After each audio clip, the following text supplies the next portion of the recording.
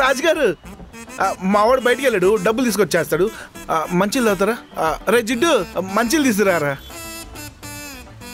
అసలు ఎండనమాట వచ్చారు, కొంచెం గుర్తు తడుపుకోండి. తీసుకోలేదు సుబ్రహ్మణ్యం. పర్లేదంటరా, నువ్వు తీసుకెళ్ళి.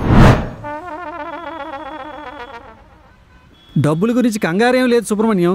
డబ్బుల గురించి కాదా? అవును, మీ మేనల్లుడేడి? నా మేనల్లుడితో పని ఏంటండి? వాడికి ఒక మాట చెప్పాలి.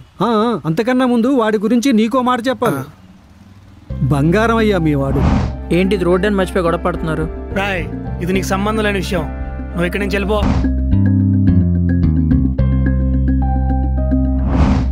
ఏంటి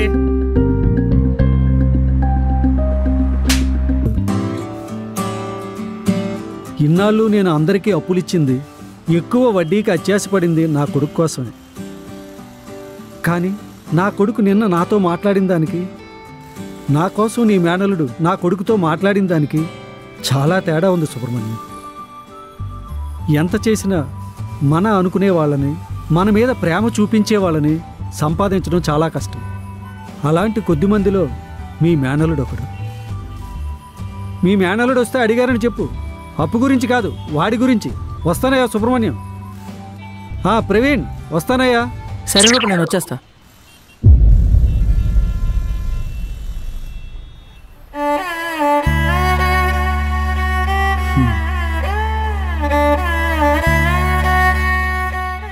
వస్తానని చెప్పి వెళ్ళిపోతాడేట్రా ఏట. రే మావా, ఇన్నేళ్ళ తర్వాత మీ మావయ్యకి నిన్ను పొగిడే అవకాశం వచ్చింది, రెచ్చిపో. అంతే అంటావా? వెళ్ళు మావా, వెళ్ళు.